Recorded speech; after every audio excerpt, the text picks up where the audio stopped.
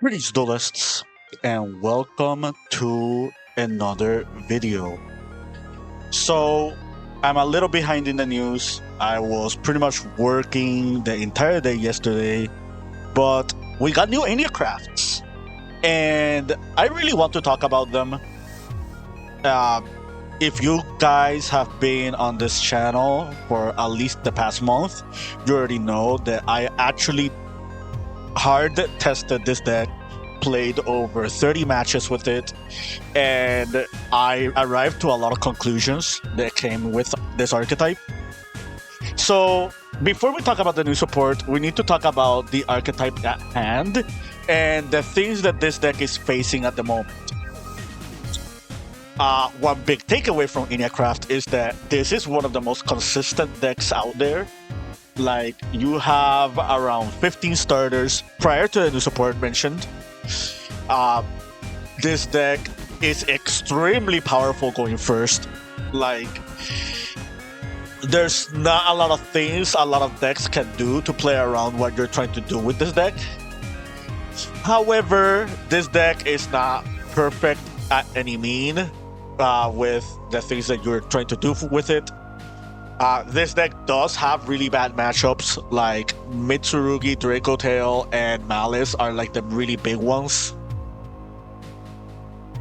The win condition behind this deck is a little bit too slow for like the liking for a lot of players.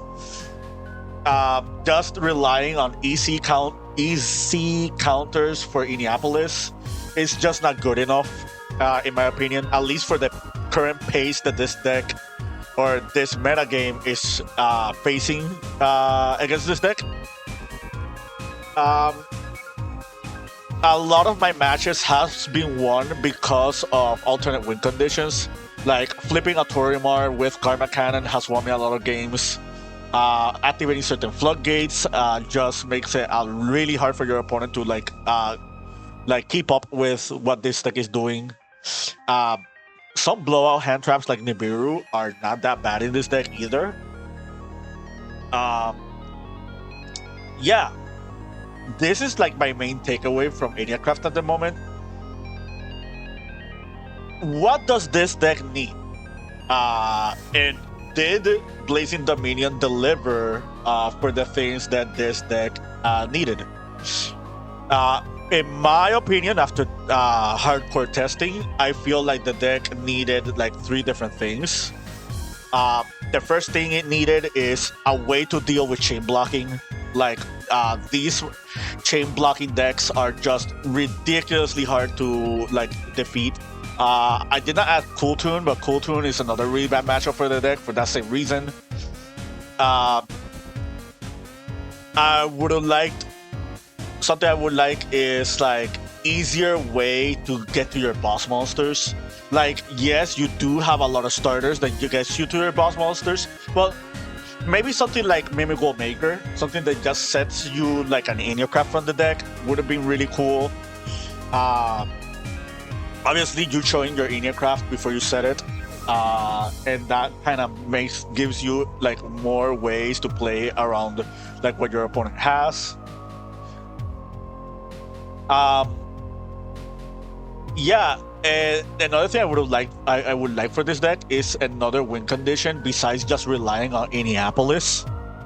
Like, relying on Indianapolis for me is not really that effective. You're forcing yourself to play 2 to 3 copies of this card in your deck, and I've lost games because I drew too many copies of Indianapolis. Like, this card cannot be shuffled back with Craft Rebirth. So that's already like a slight consistency issue that the deck had. Now, did these cards deliver? Obviously, by the time of this recording, we already saw these new cards, but I still want to evaluate them and mention if they did something close to what we wanted, like in the archetype.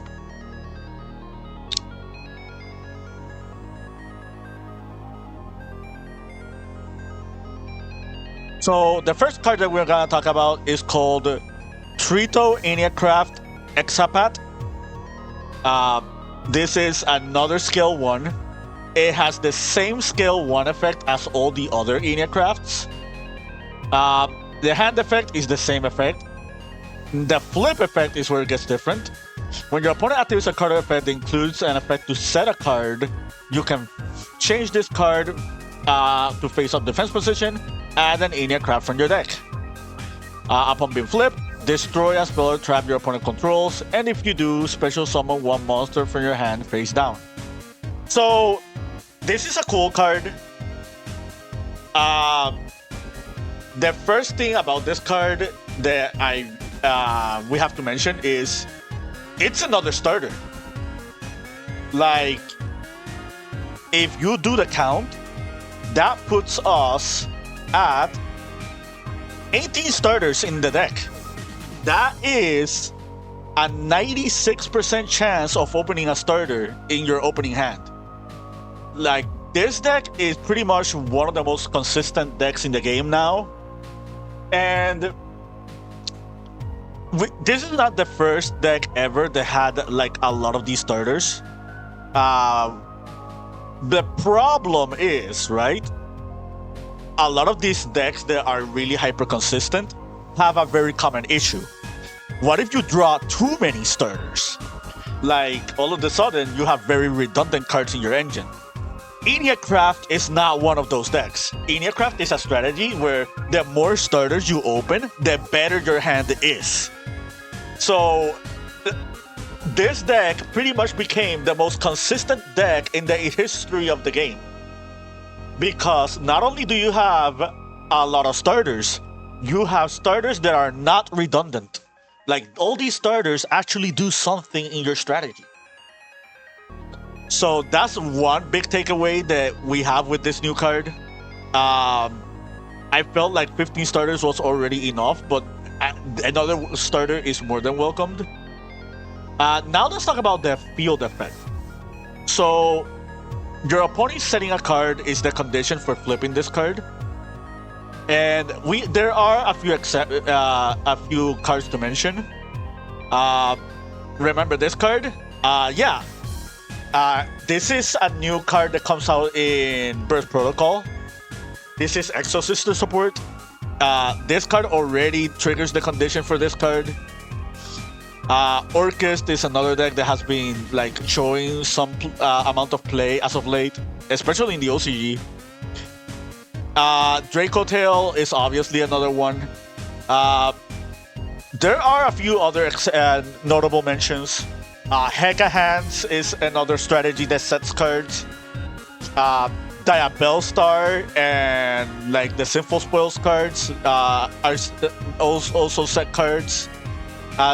Doom Z has a monster that also does it, and Doom Z is actually going to become very popular in the future. Rescue Ace has Turbulence. Tenpai Dragons has Pydra, and I gotta mention this. Even though they don't get to set with Pydra, you can still flip Exapath because the effect includes to set a card. So if you're playing against Tenpai and they summon Pydra on you, that also triggers Exapath. Labyrinth just became our easiest matchup because of this card. Like, I don't see a Labyrinth player actually like winning the game if you have this card set and they just use their furnitures and you just flip this card, grab another Enya Craft, get to set another monster, and just pop one of their spells and traps. Well, pop their traps in this case.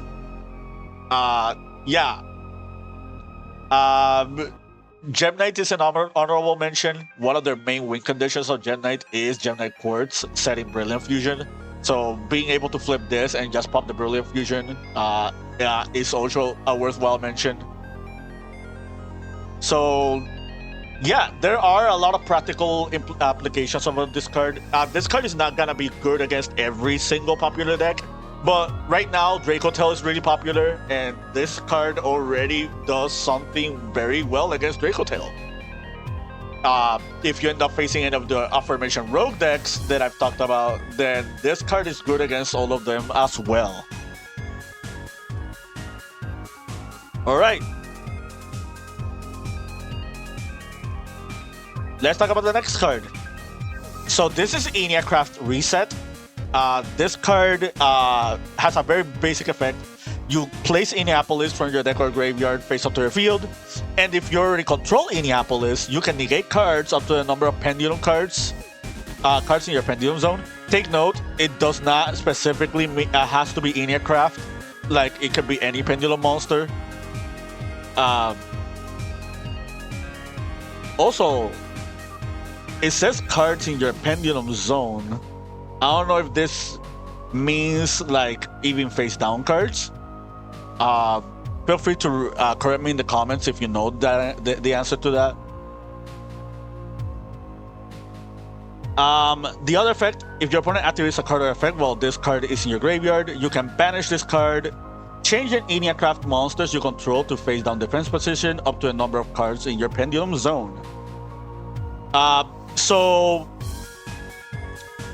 I really like this card. So if you remember everything in the checklist that we mentioned earlier, we want another card that just can replace Enneapolis, or can circumvent the consistency issue of playing too many copies of Enneapolis. Because of Reset, now we don't have to play 3 Enneapolis anymore.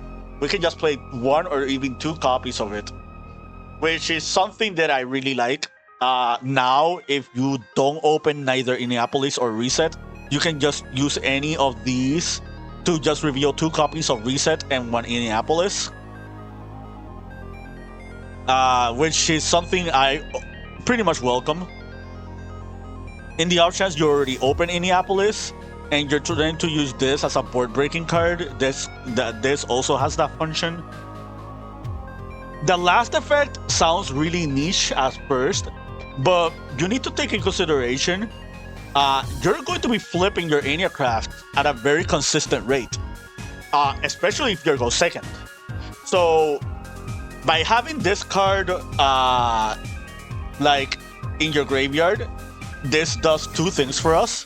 The first thing it does is it resets important Eniacraft that we would like to use for other effects like Atorimar and Izaleon. Another thing that this card helps us do is it helps us dodge cards that are targeting are aiming towards your face-up Eniacrafts. Let's say, for example, we flip a Torimar, they flip like a Forbidden Droplet, like sending a monster. You can just banish the Reset and just set back the Atorimar, and you dodge the Forbidden Droplet, or you dodge the Forbidden Crown. And like stuff like that. And this does not target the monsters you're trying to set. So if you're trying to respond with this card, your opponent has to second guess whatever Eniacraft you're trying to reset. I guess that's what it's called, Reset. Clever, Konami. Yeah, I really like this card. I think the perfect ratio would be 2. And probably 1 Enneapolis or even 2 Enneapolis. Because if you read this card correctly, this can also place from your graveyard. If they banish your Enneapolis, so be it. Like, you know, you're not meaning to win that game no matter what. If they banish it, that's like my opinion on it. Alright. Last card. This is Eniacraft Atilspia. This is one of the big Eniacraft, so it has the same pendulum effect as the big ones. Same hand effect.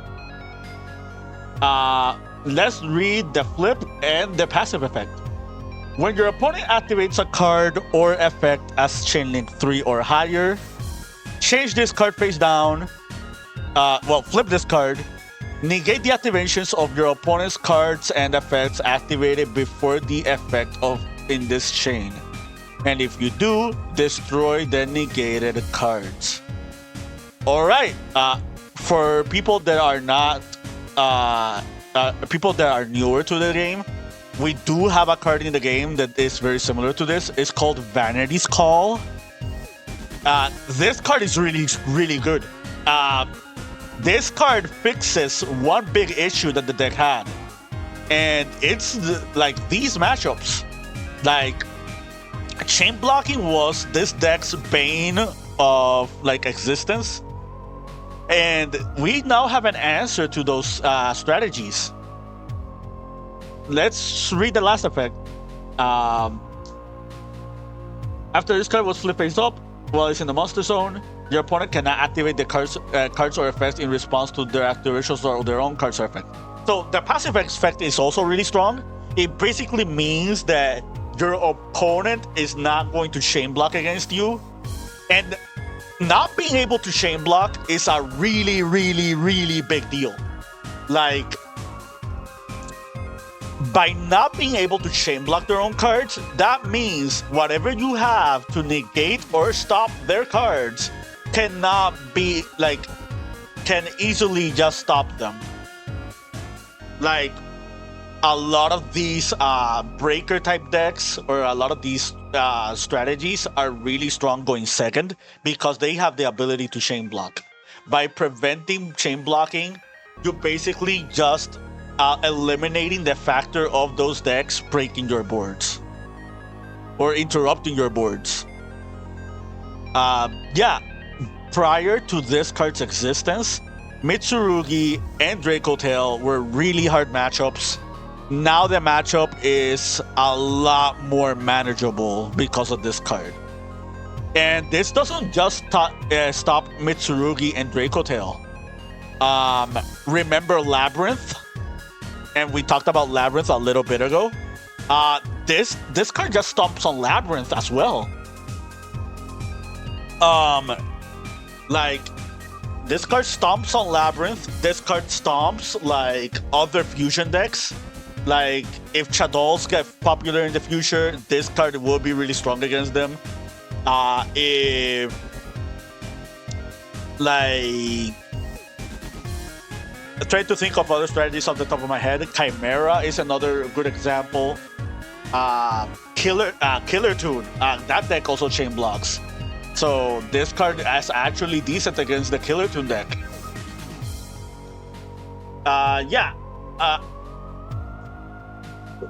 I think this is like all we have for now, right?